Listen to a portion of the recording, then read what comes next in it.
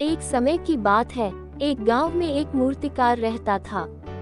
मूर्तिकला के प्रति अत्यधिक प्रेम के कारण उसने अपना संपूर्ण जीवन मूर्तिकला को समर्पित कर दिया।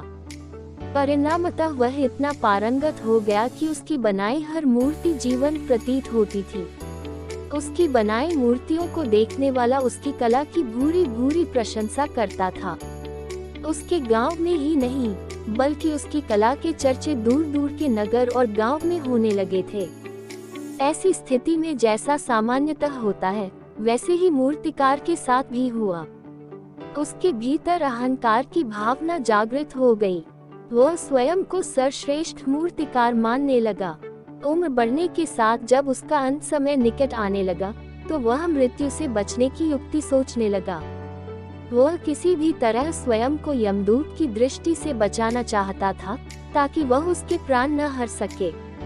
अंततः उससे एक युक्ति सूझ ही गई। उसने अपनी बेमिसाल मूर्तिकला का प्रदर्शन करते हुए 10 मूर्तियों का निर्माण किया। वे सभी मूर्तियां दिखने में हूबहू उसके समान थीं। निर्मित होने के पश्चात सभी मूर्तियां इतनी जीवंत प्रतीत होने लगी कि मूर्तियों और मूर्तिकार में कोई अंतर ही ना रहा।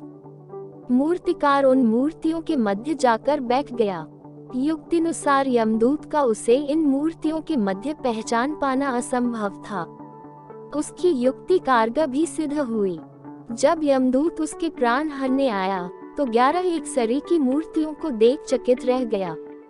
वह उन मूर्तियों में अंतर कर पाने में असमर्थ था, किंतु उसे ज्ञात था कि इन्हीं मूर्तियों के मध्य मूर्तिकार छुपा बैठा है। मूर्तिकार के प्राण हरने के लिए उसकी पहचान आवश्यक थी।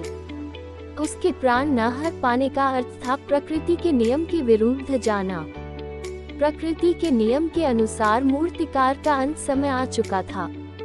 मूर्तिकार की पहचान करने के लिए यमदूत हर मूर्ति को तोड़कर देख सकता था, किंतु वह कला का अपमान नहीं करना चाहता था। इसलिए इस समस्या का उसने एक अलग ही तोड़ निकाला। उसे मूर्तिकार के अहंकार का बोध था, अतः उसके अहंकार पर चोट करते हुए वह बोला, वास्तव में सब मूर्तियां कलात्मकता और सौंदर्य का अद्भुत संगम है, किंतु मूर्तिकार एक त्रुटि कर बैठा। यदि वो मेरे सम्मुख होता, तो मैं उसे उस त्रुटि से अवगत करा पाता। अपनी मूर्ति में त्रुटि की बात सुन अहंकारी मूर्तिकार का अहंकार जाग गया। उससे रहा नहीं गया और झट से अपने स्थान से उठ बैठा और यमदूत से बोला, त्रुटि असंभव, मेरी बनाई मूर्तियां सर्वदा त्रुटिहीन होती हैं। यमदूत की युक्ति काम कर चुकी थी। उसने मूर्तिकार को पकड़ लिया और बोला, बेजान मूर्तियां बोला नहीं करती और तुम बोल पड़े। यही तुम्हारी त्रुटि है कि अपने अहंकार पर तुम्हारा कोई बस नहीं। यमदूत मूर्तिकार के प्राण हर कर यमलोक वापस चला गया।